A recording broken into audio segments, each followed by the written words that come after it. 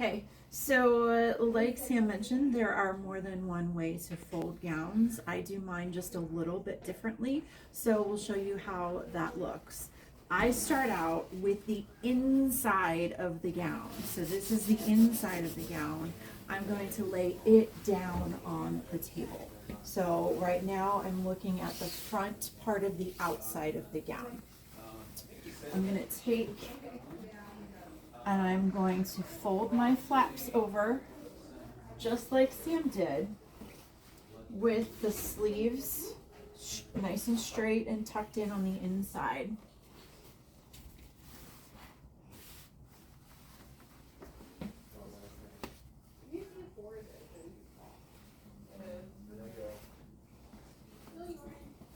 So it's going to look a little more like this, with this is the inside of the gown, so this is the part that's going to be actually facing the doctor when they gown in, and this is going to be the outside. From here, I fold it the same, so we're going to fold it in half, or in a quarter, we're going to fold it in a quarter, and then we're going to fold it in half, just like she did. But what happens is one could argue that because these sleeves, this is the inside of the sleeve right here, it's nice and open and kind of easy to get to. There are some that argue that that makes it easier for the doctor to put the gown on. The reality is that it really shouldn't make much of a difference. This is just how I was taught and how I grew comfortable folding.